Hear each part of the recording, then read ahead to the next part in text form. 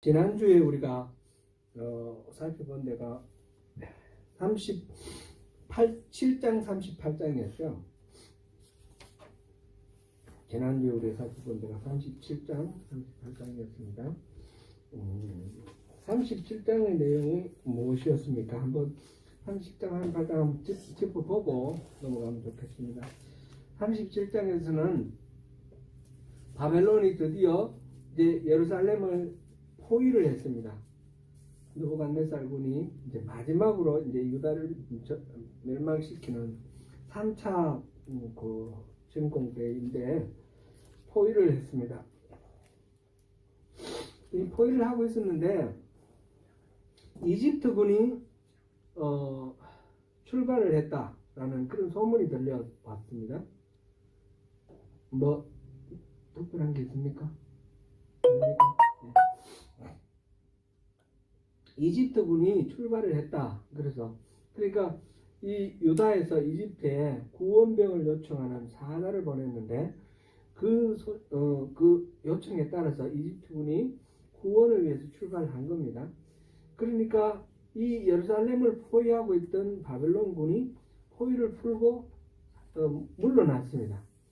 그러니까 이 유대인들이 생각할 때 이제 이집트군이 오니까 바벨론이 물러가는구나, 그렇게 생각을 했습니다.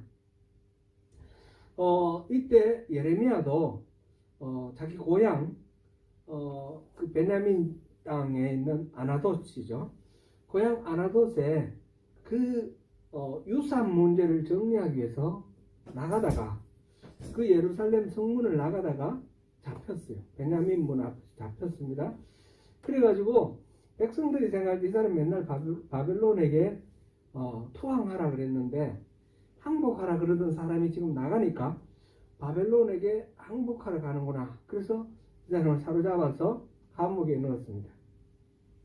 요나단이라는 사람의 집 마당에 있는 감옥인데 그게 뚜껑으로 덮인 구덩이라 그랬어요. 그 감옥에 집어넣었는데 그때 시드기야 왕이 하나님의 말씀을 듣겠다 하고 예레미야를 불러냈습니다. 그리고 예레미야가 풀려가서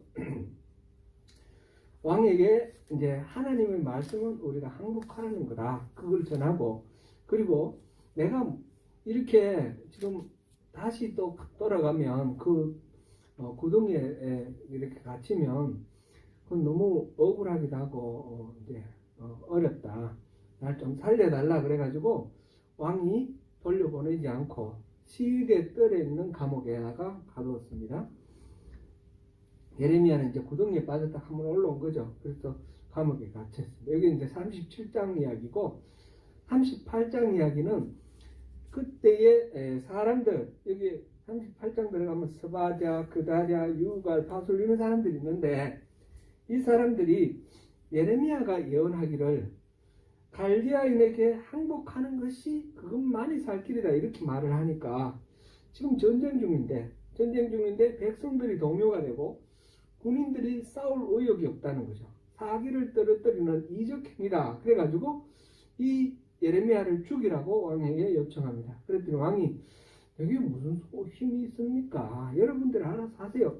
그래서 이 예레미야를 이 고관들이 잡아가지고 또 감옥에 넣었는데 그거는 말기야의 구덩이다 이렇게 되어 있습니다. 그거는 아주 기뻐서 줄에 매달아서 그 구덩이에 맞들였다 그랬고, 그 구덩이 안에는 물은 없고 진창만 있다고 했어. 그렇게 집어넣고 이제 말하자면 죽도록 하는 거예요. 아무것도 먹을 것도 주지 않고.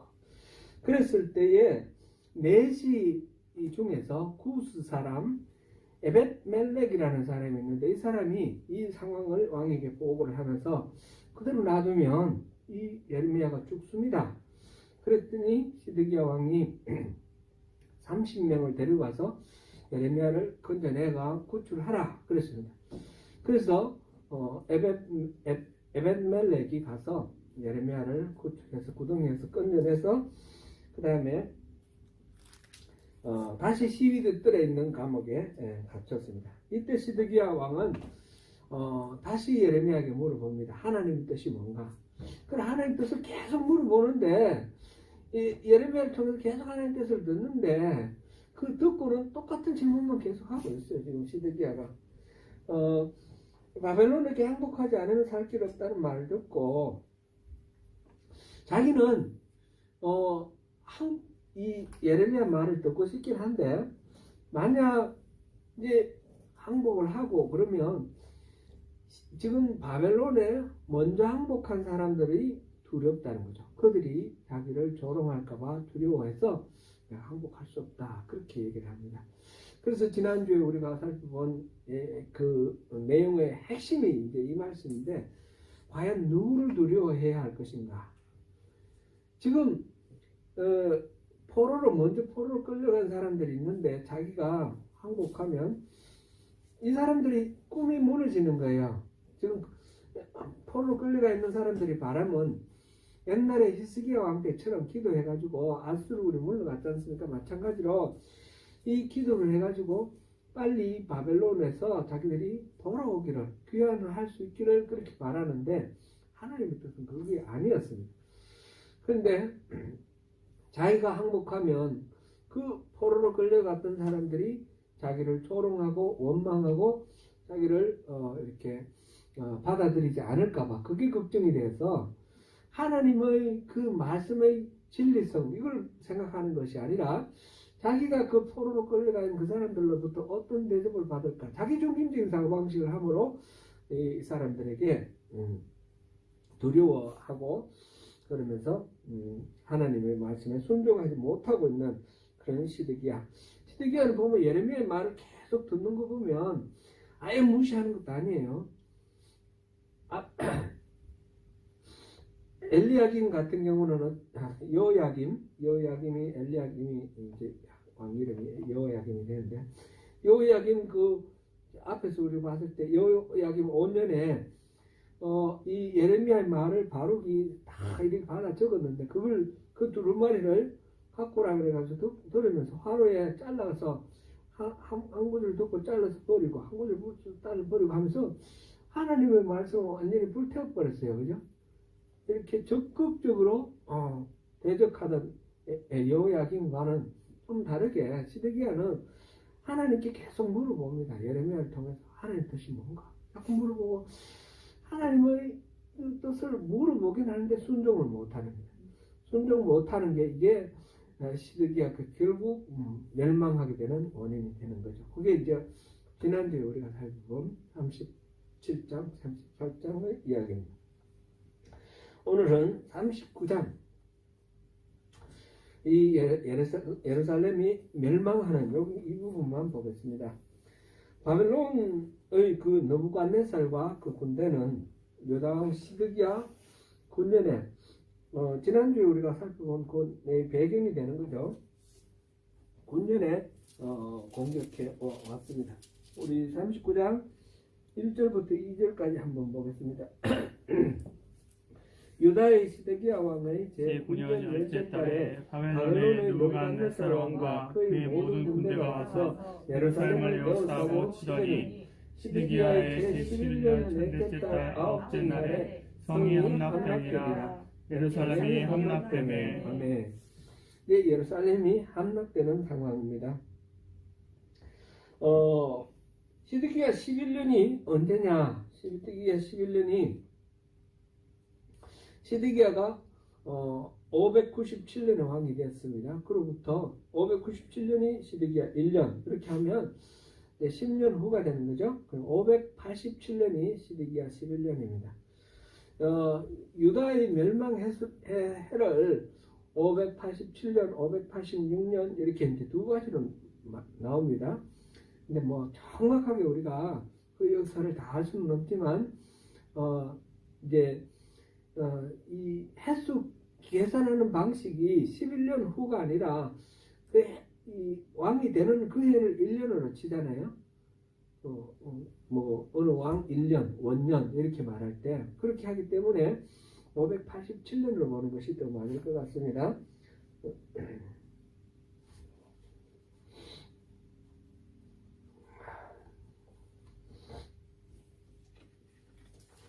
예루살렘 함락에 관한 기사는 열왕기 25장에도 그대로 나와 있습니다. 그리고 예레미야 52장에도 다시 나와 있습니다. 예레미야 52장 한번 보겠습니다. 예레미야 우리 끝에 마지막 장 52장 6절부터 7절까지를 한번 읽어보겠습니다.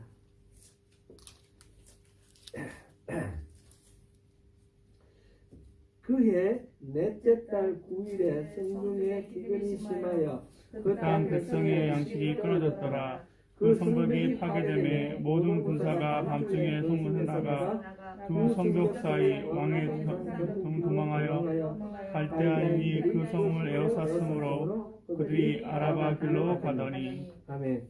그러니까 넷째 달 9일 이 성벽이 무너지고 지금 백성들과 지금 왕이 도망가는 그런 상황이 기록됐습니다. 이게 넷째 달이 어느 거냐면 시드기야, 그 5절에 보니 시드기야 왕 제11년까지 포위되어 있더라. 넷째 달 9일에 되어 있거든요. 그죠?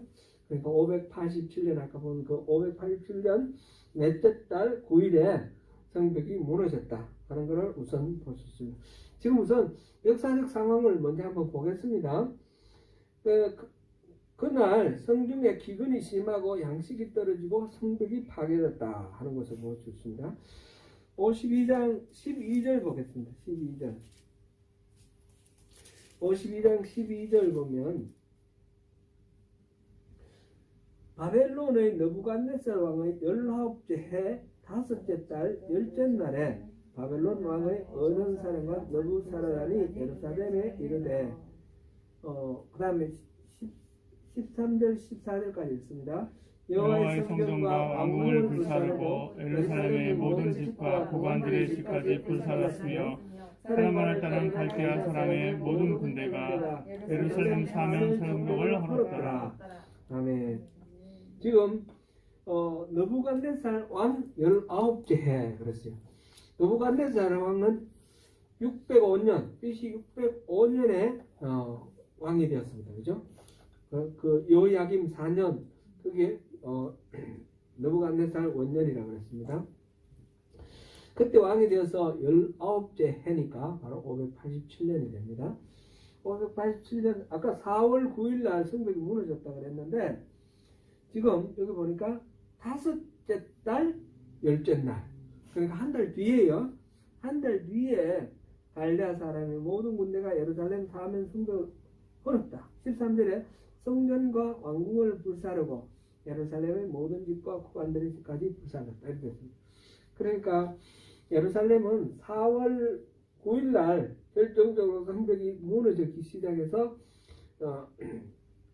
바벨론군이 들어오고 한 달 동안 계속해서 전투가 일어났는지 아니면 어떻게 됐는지 뭐 그거는 구체적인 건 없지만 한 달 후에 완전히 왕궁과 성전과 성벽을 다 파괴시켰다는 거예요.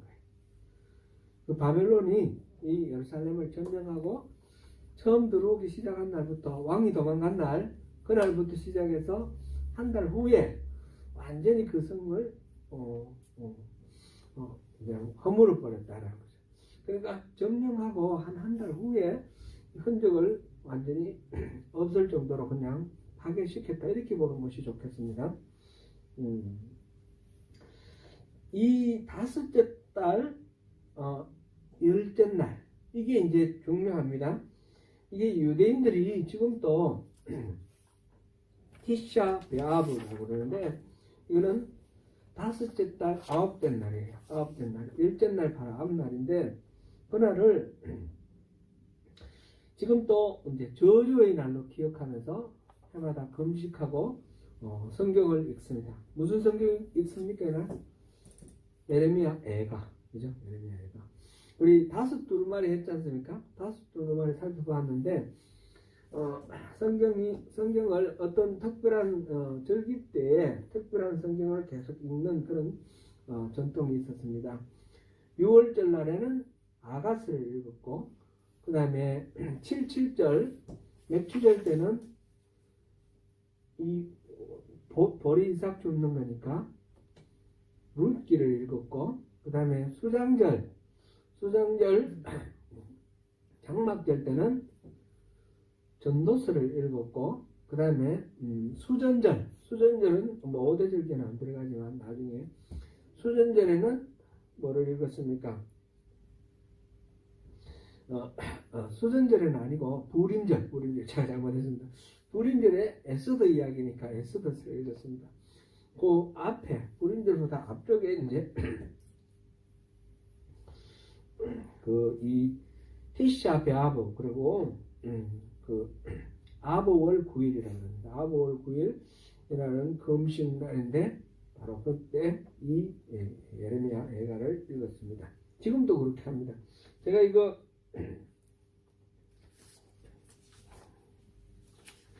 표를 하나 드렸죠. 이 달력표 잘 보입니까? 잘 안 보여요. 이게 참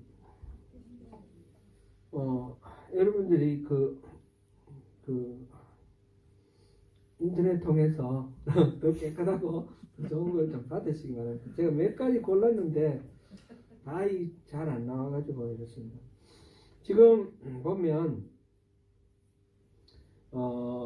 동그라미 중에서 오른쪽에 있죠. 오른쪽에 니산월이 있어요. 니산월이 유대력으로 1월이에요. 니산월이 1월이니까 1월부터 다섯 번째가 아보월이에요. 아보월. 그죠? 아보월. 그렇게 해서 이렇게 쭉 가는데 그거는 오늘날 태양력으로 따지면 니산월은 3월, 4월에 걸치는 그런 달이 되고 아보월은 7월, 8월에 걸치는 그런 달이 된다 하는 걸 참고로 알 수 있습니다. 오른쪽에 네모표 안에 보면 니산월 14일이 6월절이고 15일부터 21일까지 무교절이고 17일이 초실절이다. 그렇게 나와 있습니다. 그리고 지금 다섯 번째 아보월은 성전 파괴로 인한 금식 이렇게 적혀 있습니다. 아보월이 바로 그입니다. 이 티샤 베아브라는 이 날은 사실 참 이해하기 어려울 정도로 그 끔찍한 일들이 중복된 날입니다. AD 70년에 로마 장군 티투스가 예루살렘을 완전히 이렇게 점령을 하게 되는데 그 티투스가 예루살렘을 함락하고 성전을 불태운 게 이 바로 티샤 베아브 아부월 9일입니다. 그리고 AD 135년에 유대인이 그 땅에서 마지막으로 반란을 한 게 바코바라는 사람을 주동을 해서 한 그 반란이 있었는데 그 바코바 반란이 마지막으로 진압된 날이 바로 아부월 9일입니다. 그 다음에 그날 뭐 58만 명이 죽임을 당했다고 해요. 바코바. 그리고 그 다음부터는 그 땅에 유대인들은 못 살게 다 완전히 소개시켜버렸어요. 다 쫓겨났습니다. 그 135년이 유대인들에게 있어서 그 팔레스틴 지방, 유대 지방 그곳에서 완전히 쫓겨난, 완전히 축출된 그런 날입니다. 나중에 이제 1200년대에 유대인들이 영국에서 쫓겨났고 1300년대에 프랑스에서 쫓겨났고 1500년대에 스페인에서 쫓겨났고 하는데 이 쫓겨난 날이 다 아부월 9일이에요. 그래가지고 그 이후에도 계속해서 이런 일들이 불행한 일들이 많이 일어나서 지금도 이 사람들은 아부월 9일은 너무너무 슬픈 날이에요. 예레미야 예가를 읽으면서 그렇게 애통해 하는 날이에요. 그럼 참고로 우리가 같이 보면 좋고요. 시드기야 11년 넷째 달 9일에 성벽이 무너졌을 때 시드기야는 도망을 갔습니다. 밤에 몰래 왕의 동산길을 따라 샘물을 통해 도망을 가다가 추격하는 바벨론군에 의해서 사로잡혔는데 여리고에서 잡혔다 그랬습니다. 여리고에서 잡혀가지고 그때 느부갓네살은 하맛 땅 리블라에 와 있었는데 그 왕에게 끌려가서 그 느부갓네살 왕 앞에서 그 유다의 고위직 귀족들도 그래서 사형을 당하는 걸 봤고, 특별히 왕자들 그 자리에서 다 죽였는데 그 눈으로 다 그걸 봤습니다. 그러고 난 뒤에는 그 마지막 비극적인 장면을 보고 눈알을 뽑혀가지고 그다음에 노션한슬로 묶인 상태로 바벨론으로 끌려가서 평생 감옥살이 하다가 시드기야가 죽었습니다. 갈대아인들은 왕국과 백성의 집을 불사르고 성벽을 헐었고, 사령관 느부사라다는 남은 백성들을 포로로 끌고 갔습니다. 포로로 끌고 갔는데 포로로 끌고 간 사람 숫자는 예레미야 52장에 보면 52장 28절부터 이렇게 보면 몇만 명, 몇천 명 이렇게 해주고 나옵니다. 28절에 3023명 뭐 이렇게 나오는데, 실제로 이제 에스라, 느헤미야에 보면 포로의 숫자가 나오죠. 그거 보면 뭐 10만 명 넘죠. 근데 여기는 뭐 3,000명, 4,000명 이렇게 나옵니다. 4,600명 수가 많은 사람들이 포로 몇만 명, 수만 명 포로로 끌려갔다 이렇게 보면 좋겠습니다. 그 전쟁을 통해서 수많은 사람이 죽었죠. 성 안에서 갇혀가지고 먹을 것이 없어서 굶어 죽기도 합니다. 예레미야 예가를 우리 볼 때 또 봤는데 양식이 없어서 심지어는 아기들을 잡아 먹는 그런 참혹하고 비참한 그런 상황도 연출이 되죠. 그러면서 수많은 사람이 굶주려 죽었고, 전쟁통에 이제 죽었고, 그 전쟁을 통해서 칼과 활로 이제 죽임 당하기도 하고, 수많은 사람이 전쟁에 죽고, 그리고 남은 사람들은 포로로 끌려갔다 하는 것을 우리가 보면 되겠습니다. 그 다음에 예레미야 52장 17절 이하를 보면 성전에 있는 모든 것들이 다 약탈당하고 빼앗겼습니다. 성전 앞에 보면 두 기둥이 있었죠. 보아스와 야긴이라고 하는 그 두 놋으로 만든 기둥, 높이 20m 되는 그런 기둥이 있었는데 그것도 다 빼앗아 갔고, 그 물두멍 있지 않습니까? 물두멍 큰 이 물두멍이 있으면 그 밑에 이제 소가 각 방향으로 3마리씩 해서 12마리 소가 이렇게 받침을 만들었고, 그것도 다 갖고 갔다는 거죠. 그리고 그 다음에 뭐 놋재단, 뭐 부죽갱이 뭐 이런 것까지 모든 것들을 다 빼앗겼습니다. 성전에 있던 모든 기구들 다 빼앗긴 것이 바로 그때입니다. 그때 이 언약궤가 그때 빼앗기고 그 다음에 사라졌습니다. 언약궤는 지금까지도 어디 있는지 어떻게 없어졌는지 알지도 못하게 그렇게 사라졌습니다.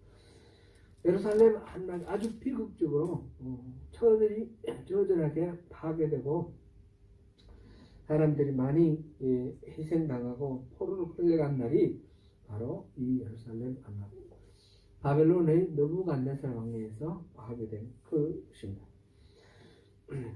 이 사건, 바벨론의 왕 느부갓네살이 예루살렘을 함락시키면서 그때 사령관이 느부사라단인데, 느부사라단에게 명령을 내려가지고 예레미야를 선대하라, 예레미야를 죽이지 말고 그에게 잘 대해주고 석방시키라 하는 그런 명령을 내립니다. 그래서 예레미야가 풀려나는데, 예레미야가 포로와 같이 끌려가다가 라마에서, 지난 주일날 제가 또 언급을 했죠.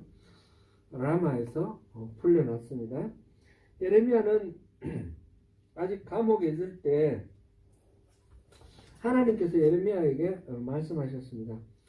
후스인 에벳멜렉에게는 하나님이 보호해 주시고 지켜주시겠다. 그래서 예루살렘은 죄송합니다.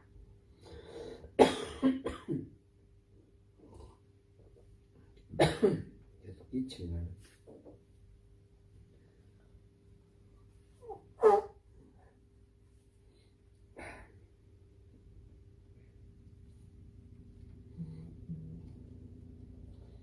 예루살렘은 재앙을 당할 것이지만 에벤멜렉은 재앙을 당하지 않을 것이다. 칼에 죽지 않고 생명을 노획물처럼 전리품처럼 그렇게 받게 될 것이다. 그랬어요. 그러니까 하나님이 에벤멜렉을 보호해 주시고 살려줄 것이다 라는 그런 말씀을 하신 거죠. 에벤멜렉이 누굽니까? 분명히 앞에 금방 우리가 살펴봤죠. 38장에 나오는 이야기죠. 예레미야가 그 말기야의 구덩이에 갇혔을 때 왕에게 얘기를 해서 구원해 준 사람, 구스인 내시 에벤멜렉인데, 에벤멜렉이라는 말은 이 사람의 이름은 왕의 종이라는 뜻입니다. 에베드가 종이라는 뜻입니다. 아바드라는 말이 예배하다, 서브, 예배하다라는 그런 뜻도 되고, 종노릇하다 그런 뜻도 됩니다. 그 명사의 에베드인데, 멜렉은 여러분 봤죠? 멜렉은 왕이라는 뜻이죠. 그리고 왕의 종입니다. 왕의 종. 이 사람은 왕의 종 같으면 시드기야의 종이겠죠. 단순히 시드기야의 시종으로만 있는 것이 아닙니다. 이 이름을 에벳멜렉이라고 할 때는 아마 진짜 왕중의 왕, 참된 왕, 하나님의 종이다. 그런 의미로 에벳멜렉이라는 이름을 지었을 것으로 이렇게 보입니다. 그래서 이 에벳멜렉은 단순한 왕의 시종이었으나 진정한 하나님의 종으로서 예레미야를 살리려는 하나님의 뜻을 시행한 하나님의 종이었습니다. 39장 10절을 한번 읽어보겠습니다. 39장 10절.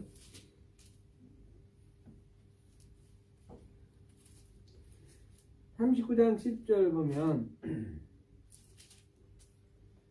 사령관 느부사라단이 아무 소리가 없는 빈민을 유다 땅에 남겨두고 그날에 포도원과 밭을 그들에게 주었더라.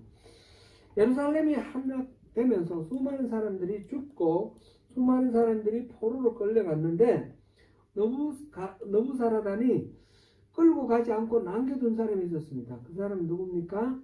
빈민들입니다. 빈민들. 그들에게 포도원을 맡기고 토지를 맡기고 농사를 짓게 해서 앞으로 바벨론 입장에서는 이 땅들이 다 폐허가 되는 것보다는 농사를 지어서 세금을 받지면 훨씬 낫지 않습니까? 그래서 농사를 짓게 했는데 바로 빈민들에게만 그것을 하도록 지금 땅을 분배를 했다는 것입니다. 하나님의 말씀을 보면 이 이스라엘 백성들은 모두 다 땅을 분배받았죠. 땅을 분배받았는데 자기가 받은 이 땅을 잘 유지를 못하고 잃어버리는 경우가 있어요. 예를 들면 많이 아픈데 농사도 못 짓고 근데 먹고 살기는 살아야 되니까 옆집에 이제 좀 이렇게 빌려서 이렇게 먹다가 보면 이게 빚이 커져가지고 나중에 땅을 빼앗기는 그런 일이 있죠. 그럼 7년마다 이제 안식년이 되면 이걸 회복시키는데 자기가 노예가 되고 땅이 빼앗기고 그러면 안식년에 회복시키는데 그게 회복이 안 되면 50년마다 흰년이 있지 않습니까? 주빌리. 흰년이 되면 모든 거 다 무효화시키고 원위치 시키는 겁니다. 빚을 못 갚아도 원위치 시키는 것이 흰년입니다. 흰년은 하나님이 주신 원래의 자원대로 다시 모든 것들을 회복시킨다 그런 의미입니다. 그랬는데 흰년이 세월이 지나가면서 이 율법이 시행이 안 되는 거죠. 흰년이 허지부지 되고 그러면서 이 율법상으로는 히브리 노예가 있을 수가 없는 거예요. 근데 히브리 노예가 생기고 이 사람들은 생산 수단이 없으니까 계속해서 빈민으로 이렇게 다른 사람들을 의미를 다른 사람들에게 이렇게 생계를 의지해서 살게 되는 그런 은혜가 됐습니다. 그런데 바벨론이 유다를 점령하고 다 포로를 끌고 가고 이 사람들, 빈민들, 말하자면 노예들이에요. 그 사람들에게 땅을 분배를 해주고 이제 자유를 줍니다. 하나님의 말씀을 목숨을 걸고 전달한 참된 선지자 예레미야는 동족으로부터 어떤 대접을 받았습니까? 핍박을 받았고 늘 감옥에 갇혀 살았습니다. 예레미야는 자기가 활동할 때보다 감옥에 갇혔을 때가 더 많습니다. 그렇게 감옥에 갇힌 그런 존재였고요. 그런데 그를 누가 풀어줬습니까? 누가 해방을 시켰습니까? 이방인 느부갓네살이 그를 구원하여 석방시켰습니다. 그에게 바벨론으로 가면 특별 대우해주겠다고 그런 제안도 합니다. 그러나 이 예레미야는 느부갓네살을 따라가지 않고 유다에 남게 됩니다. 이 유다는 하나님의 선민이고 하나님 나라의 백성이라 자부하는 그런 사람들인데 하나님의 뜻을 전하는 하나님의 선지자, 하나님의 신부로 꾼 예레미야를 어떻게 됐습니까? 예레미야를 학대하고 박해를 했습니다. 하나님을 알지 못하는 이방인 느부갓네살이 예레미야를 해방시켰습니다. 좀 아이러니하죠. 모순적입니다. 모순적. 하나님의 뜻이 어디에 있었을까요? 하나님의 예언을 전한 예레미야를 핍박하는 쪽이었을까요? 예레미야를 해방하는 쪽이었을까요? 당연히 하나님의 뜻은 예레미야를 해방하는 쪽이었고 예레미야의 말을 예레미야를 통해서 하나님이 하신 말씀을 사람들이 듣기를 원하셨는데 하나님을 섬긴다고 자부하는 사람들은 그 말을 듣지 않았습니다. 하나님을 알지 못하는 하나님 뜻이 뭔지도 잘 모르는 이방인들이 실질적으로는 하나님 뜻대로 행했다라는 것을 우리 여기서 한번 볼 필요가 있습니다. 왕의 종 에벤멜렉은 또 어떻습니까? 하나님의 뜻을 왕에게 전달하여서 하나님의 선지자 예레미야를 구원하는 역할을 했습니다. 에벤멜렉도 구스인입니다. 구스인 에벤멜렉이 하나님의 사람 예레미야를 구원했다라는 거, 이것도 우리 느부갓네살과 같은 차원에서 한번 살펴볼 필요가 있습니다. 물론 이 에벤멜렉도 이방인들에게 죽임을 당하지 않고 하나님의 뜻을 전하는 예레미야를 살렸기 때문에 자기도 복을 받고 살았습니다. 이것이 바로 하나님의 뜻입니다. 유다의 빈민들도 마찬가지입니다. 유다의 빈민들, 그들은 동족에 의해서 가진 재산을 빼앗기고 노예가 되었으나 이방인들에게 자기들하고는 전혀 상관없는 이방인들에게 구원을 받고 땅을 분배받아서 땅의 주인이 되었습니다. 지금 이들에게 구원자는 유대인이 아니라 이방인이라는 점을 우리가 한번 주목해 볼 필요가 있습니다. 유대인의 고관들이나 제사장이나 왕 이런 사람들이 아니었습니다. 그들에게 구원자는 이방인의 느부갓네살하다. 그들에게 포로로 잡혀간 포로들에게도 같은 이치가 적용됩니다. 그들은 포로로 끌려갔으니까 바벨론에 포로로 끌려갔으니까 망했느냐? 그게 아닙니다. 하나님께서 포로로 끌려가면 살겠다고 했습니다. 그 생명의 길입니다. 생명의 길. 결국은 이 사람들이 생명의 길로 가게 된 것은 그들을 포로로 잡아간 바벨론군에 의해서 그렇게 되었습니다. 그렇게 해서 하나님의 뜻이 이루어진 것입니다. 나중에 하나님께서는 결국은 이 유다를 멸망시키고 파괴한 것은 그렇게 재앙을 줘서 끝장내려고 하는 것이 목적이 아니었죠. 오히려 유다에게 장래에 희망을 주는 것이 하나님의 뜻이었습니다. 그들을 뽑고 파괴하고 파멸시키고 무너뜨렸는데 그것을 통해서 나중에 다시 건설하고 다시 심는 것이 목적이다 하는 것이 예레미야 1장 10절에 나오는 하나님의 계획이었습니다.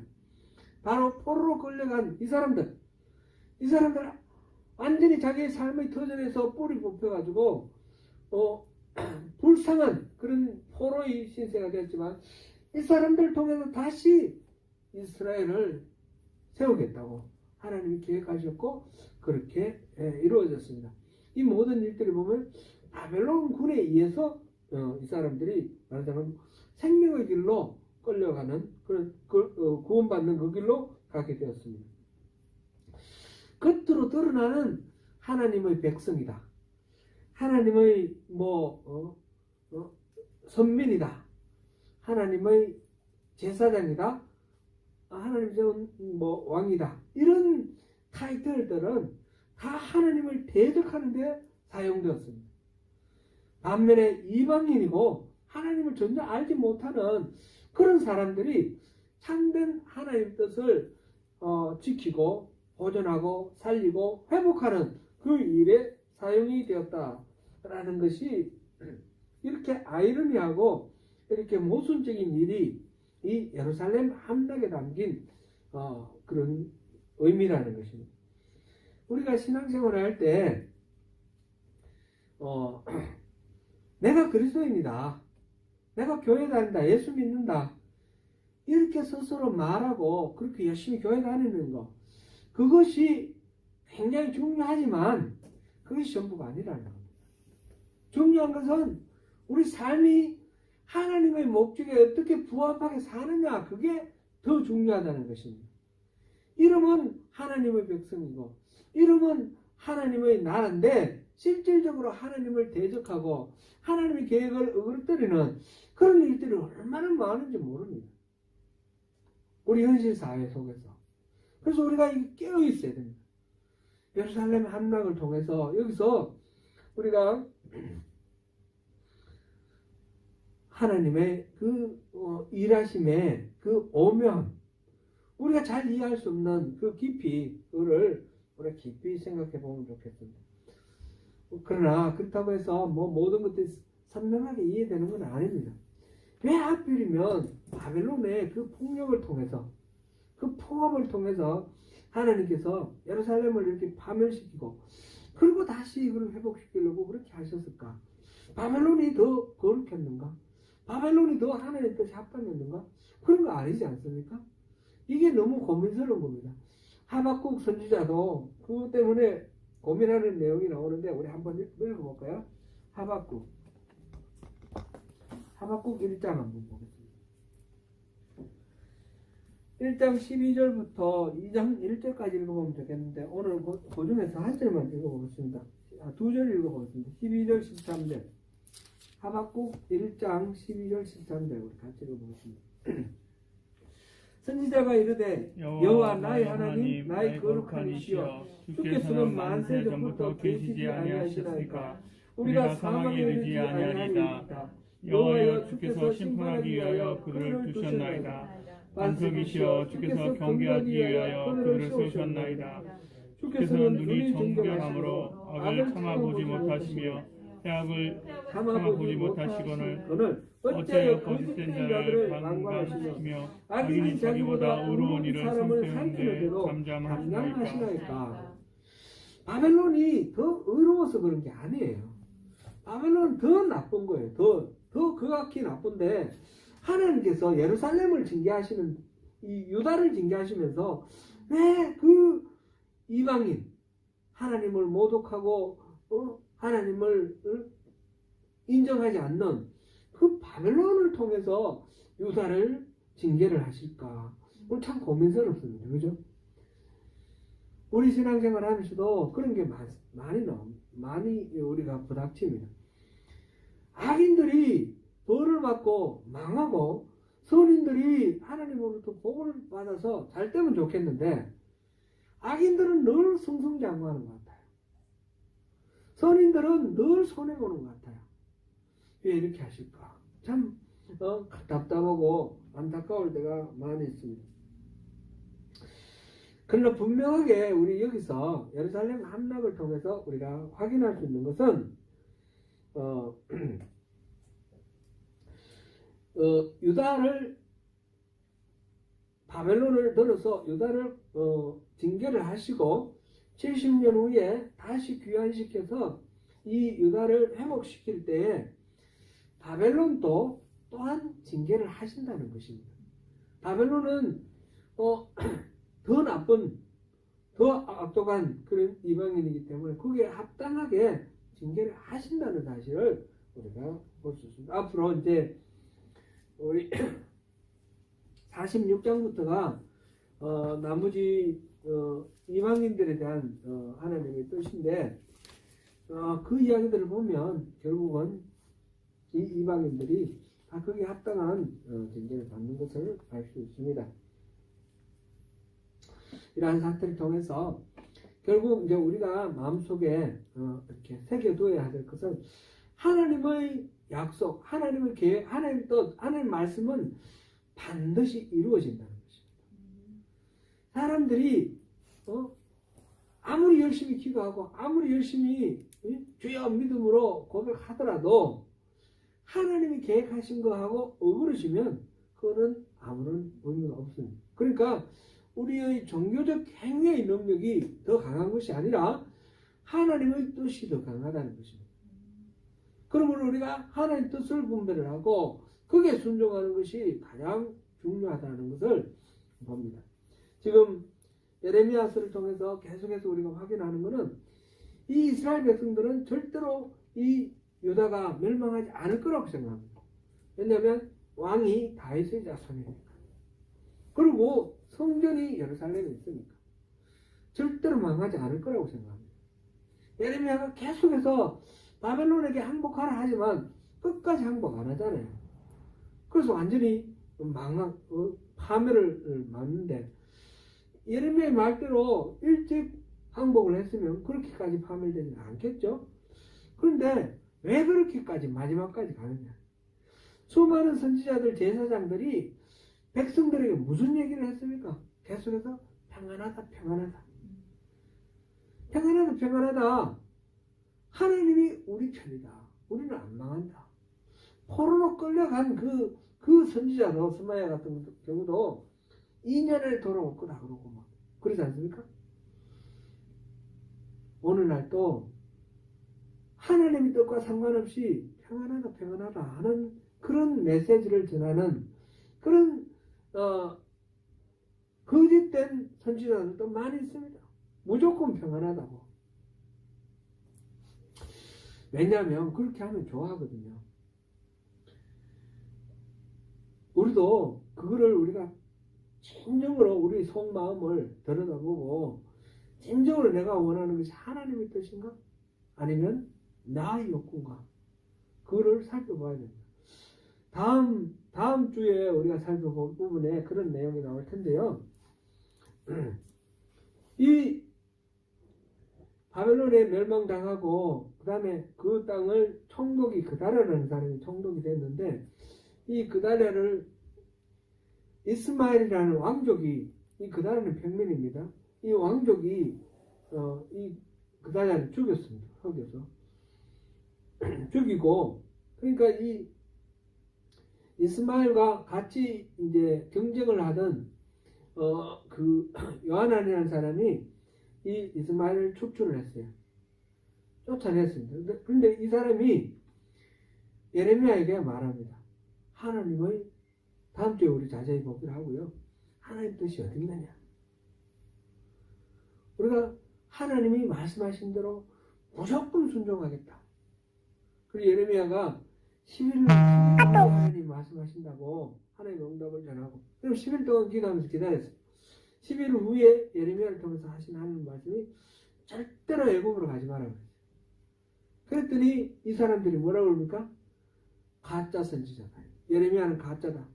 그리고 예레미야를 끌고 이집트로 갑니다. 하나님의 말씀을 듣고 싶은 게 아니라 자기들이 결단한 그 결정이 하나님으로부터 추임받기를 원하는 거죠. 내 말이 옳았다. 하나님이 인정해 주기를 원하는데 하나님의 진정한 하나님 뜻을 들었을 때는 순종하지 않는다. 혹시 우리가 하나님께 기도할 때 하나님 순종하겠습니다. 그리고 하나님 뭐라고 말씀하시면 그거 말고요. 그렇게 하지 않는가? 한번 생각해 봐야 돼요. 내가 원하는 답이 나올 때까지 계속해서 하나님께 쪼르고 막 매달리고 그게 올바른 기도가 아닙니다. 흔히 강청하는 기도를 그렇게 시작하는데 그게 아닙니다. 하나님의 뜻을 바로 아는 것, 그것이 기도의 핵심입니다. 하나님의 말씀은 반드시 성취된다 하는 것. 그 다음에 겉으로 하나님 나라의 백성이다 이런 게 중요한 게 아니라 실제가 중요하다. 모양이나 형식보다 실제가 더 중요하다는 것입니다. 내가 교회 다닌다, 그리스도인이다.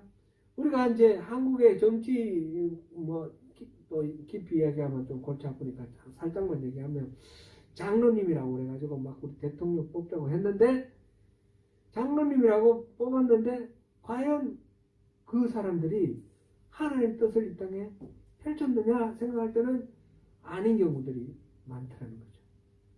그러니까 장로님이 아니냐가 중요한 게 아니라 실제로 하나님 뜻이 이루어지느냐 안 이루어지느냐 그게 더 중요한 거죠. 하나님의 심판은 또 의미롭습니다. 이거는 어떻게 벗어나고 피해갈 수 있는 그런 것이 아닙니다.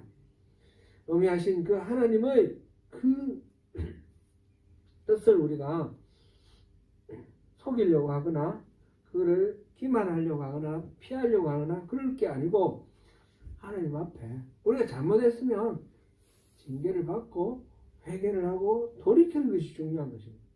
그걸 모면하려고 하면 안 되는 것입니다. 하나님의 징계는 기본적으로 사랑의 바탕을 두고 있습니다. 히브리서 우리 12장 우리가 봤지 않습니까? 자녀를 징계하지 않는 것은 그거는 사생아나 마찬가지라. 아버지와 아들 관계가 아니라는 거죠. 진정으로 사랑한다면 아버지는 자녀를 홍계하고 징계를 하게 돼 있다는 거죠. 하나님이 우리를 사랑하시기 때문에 징계하는 거기 때문에 우리가 잘못했을 때 돌이키는 것이 중요하지 그거를 모면하는 것이 중요한 것이 아니라는 사실을 우리가 기억해야 되겠습니다. 사랑하는 성도 여러분, 예루살렘 함락이라는 슬픈 소식 속에서 우리가 아주 복잡하고 많은 얽히고 설킨 그런 하나님의 그 계획, 의도 이런 것들을 우리가 살펴보았습니다. 겉으로 드러나는 그런 모양이나 장식이나 타이틀이나 형식 그게 중요한 것이 아니라 그 속에 담겨있는 진정한 핵심 하나님의 뜻이 중요한 것입니다. 그래서 우리가 하나님의 그 마음을 품고 바르게 서 있는 것이 중요합니다. 예레미야는 유대인들이 구원해 준 게 아니라 이방인들이 구해줬습니다. 에벤멜렉이 구해줬고 느부사라단이 구해줬고 느부갓네살이 구해줬습니다. 나중에 다시 돌아올 때도 어떻게 했습니까? 고레스가 은혜를 베푼 거죠. 고레스가 구원자가 되지 않습니까? 페르시아의 왕 고레스가 구원자가 됩니다. 이 이방인들을 통해서 오히려 하나님께서 은혜를 베푸시는 그런 것도 봅니다. 그러므로 우리는 내가 지금 어떤 타이틀을 가지고 있고 어떤 옷을 입고 있느냐가 중요한 거 아닙니다.